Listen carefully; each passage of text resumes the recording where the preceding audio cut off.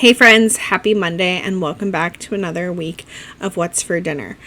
Before we get into this week's What's for Dinner, I just wanted to say I am praying for all of those affected by the storm this past weekend.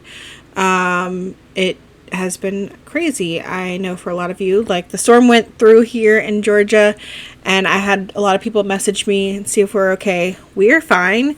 We didn't even lose power. It was just lots of heavy rain and wind, and that caused some flooding in the area, but nothing near me. But some roads were definitely closed, some trees were definitely down, and there was power outages nearby. But yeah, we didn't really have any damage. But I know north of Georgia and like the mountains of North Carolina, like Asheville, that area is not okay. And there's lots of other not okay areas like Florida where I initially made landfall, and it's just a lot. And I know some of y'all are probably affected by that.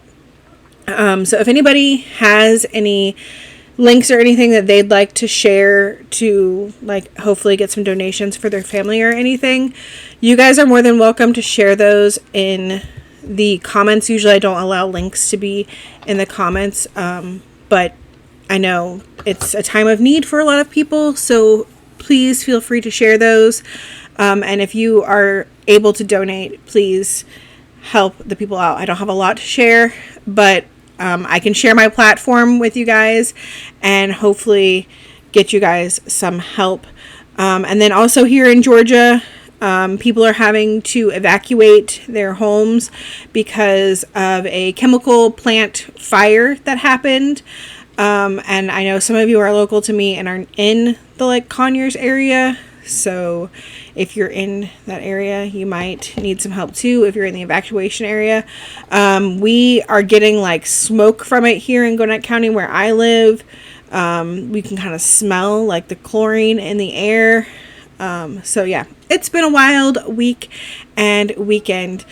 So just prayers to everyone affected by all of that going on. But let's go ahead and get into this week's What's for Dinner.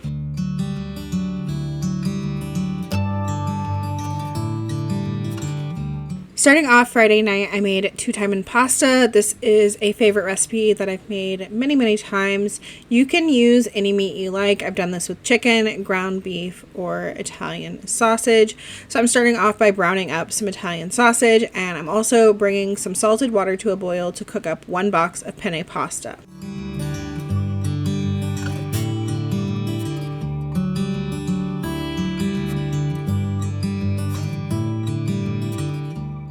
Once the meat was browned, I added in 1 jar of marinara sauce, and I added just a little bit of water to that to make sure I get all the sauce out. And then I'm adding in 1 jar of Alfredo sauce, and again, same thing, either water or milk to make sure you get all of the sauce out. Then I am seasoning with some garlic powder, Italian seasoning, red pepper flakes, and pepper. I'm going to give that all a good stir, get it nice and mixed together, and then I'm going to add in my cooked and drained pasta. Mix it together really well, and then I'm going to top this with some shredded mozzarella cheese, and then this went in the oven on 350 for 25 to 30 minutes until all of that cheese was melted.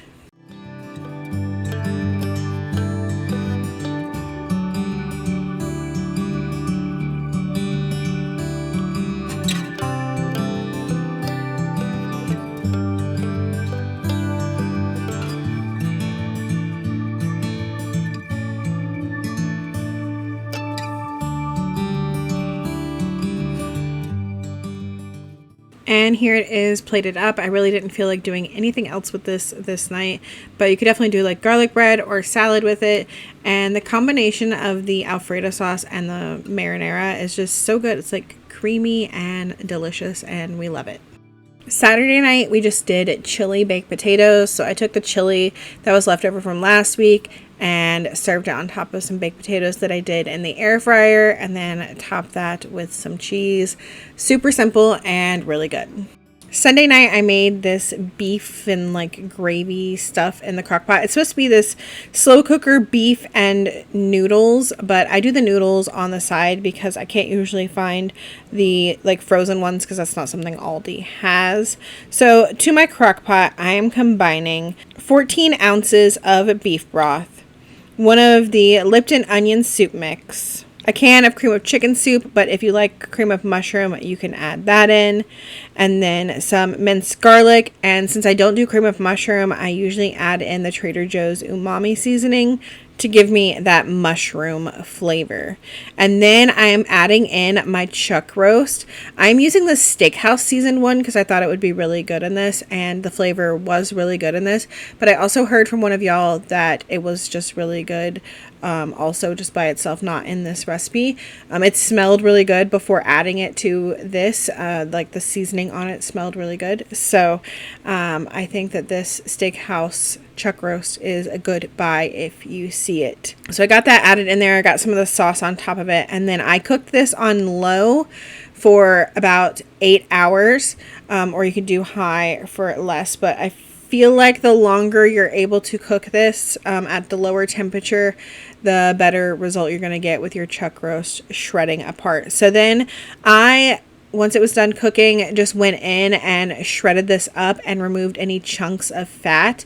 The recipe is going to tell you to add more water if you want to cook those other egg noodles. But since I'm not doing that, I did not add any more water to this. I just stirred it up and you've got this like thick, meaty gravy. And then I made some of the like German style egg noodles that I got at Aldi. I made those on the stovetop and just served this over top of it. And it was delicious. This would also be really good on some mashed potatoes or even some rice. But I really wanted to use some of these German egg noodles because I have quite a few of them in my cabinet because I had bought them on clearance. They're really good in chicken noodle soup, and I plan on making that soon with them as well. Monday night, I made taco spaghetti, and if you've been here a while, you know taco spaghetti. It is a family favorite. It is a recipe that Andy and I came up with years ago. We call it taco spaghetti. Sometimes we call it enchilada spaghetti. It's got enchilada sauce in there. It's got cheesiness in there. Back when I made the original recipe, I did like Velveeta blocks, but lately we just use that nacho cheese that I buy in the big, huge container and freeze. I just use like what's equal to like 1 can, like small can of that. So like, I don't know, like 1.5 cups to 2 cups of that instead of like some cubed up Velveeta. It makes the recipe go by faster because you don't have to wait for all of that Velveeta to melt. But the original video for that will be linked down below. It's got its own separate video. It's quite a few years old because it was like when I first started making food related content on YouTube. I think it's from like either 2018 or 2019. So if you're interested in that, it'll be linked down below. It is delicious and definitely a family favorite. Tuesday night, I made crock-pot Swedish meatballs. This is a recipe that we really enjoy and I have made quite a few times. So to my crock-pot, I am adding about 14 ounces of beef broth and then, of course, 1 can of cream of chicken soup. But as always, if you like mushrooms, you can do cream of mushroom. And then about 2 tablespoons of A1 steak sauce, 1 packet of onion soup mix, and then I do, of course, some Trader Joe's umami seasoning to help give it that mushroom flavor that I'm missing since I'm using cream of chicken.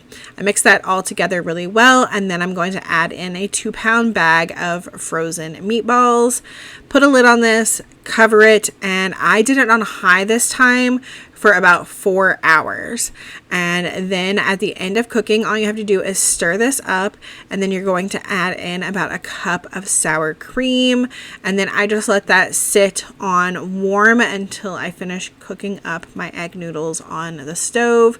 And then you just serve this over top of the egg noodles. And I like the Swedish meatballs from IKEA, and they have like the lingonberry jam on the side.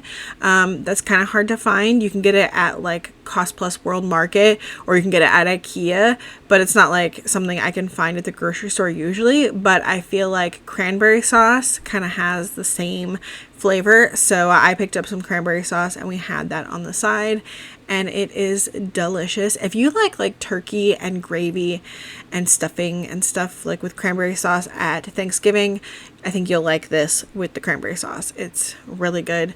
And it was a good alternative to use in place of the lingonberry jam, because that's also not cheap, and cranberry sauce is really cheap. I think it was like 79 cents for this can of cranberry sauce, and we all enjoyed that very much. Wednesday night, I just kind of threw some stuff together. I had this Mesquite pork tenderloin in the freezer.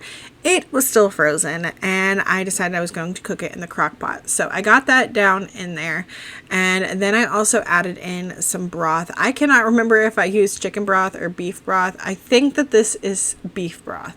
And then I also put some barbecue sauce over the top, and then put a lid on this and let it cook on high for like 8 hours.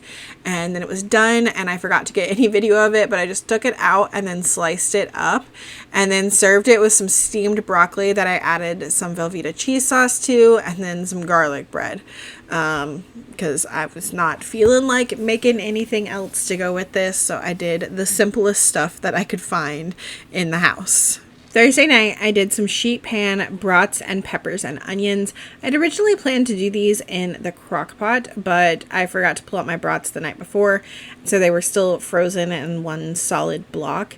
And so I decided to just let them thaw out all day, and then I could cook them on the sheet pan.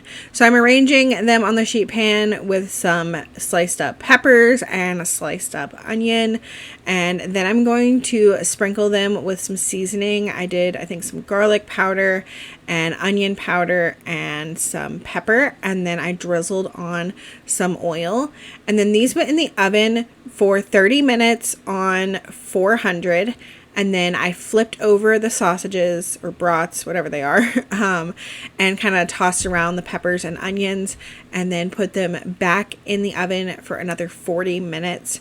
And then they were done. They were nice and golden, and I stuck the thermometer in them just to make sure they were cooked all the way through, and they were.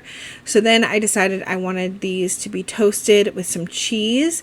So I took some deli rolls, put some brats and peppers on there, and then everybody wanted different cheese. I think somebody wanted mozzarella, and then 2 people wanted provolone. And then there was like all kinds of cheese. So I put the cheese that everybody wanted on there, stuck these in the oven on the same temperature for 5 minutes, and then they were nice and toasted and melty. And I served these with some fries that I made in the air fryer, and they were delicious. I love doing the brats and the peppers and the onions. I've done them in the crock pot and in the oven on the sheet pan, and I do think that I prefer them in the oven because they get kind of like crispy and not just like steamed is how I feel they turn out in the crock pot. They don't get like browned like they would in the oven, so I think I do prefer this method. And that is going to be it for this week's What's for Dinner. I hope that y'all enjoyed it. If you plan on trying any of these recipes, let me know which ones in the comments down below. And make sure you leave me a smiley face emoji down there as well to let me know you made it here all the way till the end. Again, like I said at the beginning, prayers to everyone affected by everything going on right now. And if you need help with anything, leave a link if you have a like GoFundMe or anything set up. And I'm sure people in our community will be happy to help. I hope you'll have a good rest of your week, and I will see y'all on Wednesday with the grocery haul.